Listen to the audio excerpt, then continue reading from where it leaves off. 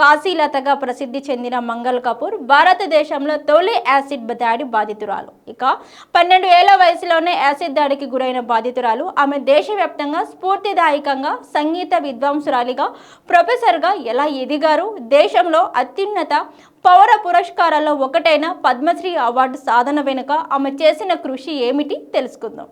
ఇక బతకలేనేమో, ప్రయాణం ముగిసిపోయిందనుకున్న తీవ్రమైన కష్టాల నుంచి బ్రతికి బయట కట్టడమే కాదు, అత్యంత ఉన్నతంగా ఎదిగిన ధీర ఆమె. బలమైన మనోధైర్యం, ఆత్మవిశ్వాసం ఉంటే ఏ అడ్డంకి అడ్డుకోలేదు అనడానికి ప్రొఫెసర్ మంగళ జీవితం మనకు బోధిస్తుంది. ఆమె పోరాటం విజయగాథ స్ఫూర్తిదాయకం. అంతేనా, సంగీతం విద్య ద్వారా సమాజంలో సానుకూల మార్పు తీసుకురాగలమని కూడా గుర్తు చేసిన ఘనత ఆమెకే సొంతం. ఇక ఉత్తరప్రదేశ్లోని వారణాసికి చెందిన ఆమెపై 1965లో యాసిడ్ దాడి జరిగింది. బట్టల వ్యాపారంలో ఉన్న అసూయ కారణంగా కొంతమంది ప్రత్యర్థులు రాత్రి 2 గంటల సమయంలో దాడి చేశారు. యాసిడ్ అంటే ఏంటో కూడా తెలియని 12 ఏళ్ల వయసులో ఆమె నరకం అనుభవించింది. 6 ఏళ్ల పాటు ఆసక్తికే పరిమితమైంది.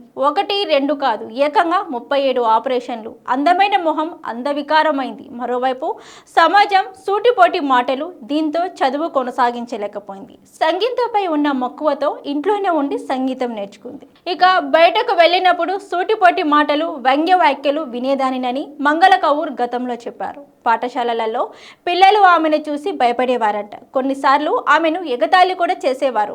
ముక్కు లేనిది అని వెక్కిరించేవారు. దీంతో ఆమె చాలాసార్లు ఆత్మహత్య చేసుకోవాలని కూడా అనుకుంది. కానీ జీవితంలో ఓ లక్ష్యాన్ని నిర్దేశించుకొని ముందుకు సాగాలని, వెనక్కి తిరిగితే మరింత బలహీనమవుతామని చెప్పే తండ్రి గుర్తుకు వచ్చారంట. దీంతో మరింత ఆత్మవిశ్వాసంతో అడుగులు వేయడం అలవాటుగా మారిపోయింది. అలా దూర విద్యలో పీజీ, తర్వాత మెరిట్ స్కాలర్షిప్ బనారస్ హిందూ విశ్వవిద్యాలయం సంగీతం కళల విభాగంలో PhD పూర్తి చేశారు. అక్కడే శాస్త్రీయ సంగీత ప్రొఫెసర్గా నియమితులయ్యారు. ఇక సంగీత కచేరీలను ప్రారంభించారు. మంగళ స్వర మాధుర్యానికి అందరూ ముగ్ధులయ్యేవారు. పెద్ద సంఖ్యలో ప్రజలు తరలి వచ్చేవారు. దేశంలో ఆమె కార్యక్రమాలు నిర్వహించని మూల లేదు అంటే అతిశయోక్తి కాదు.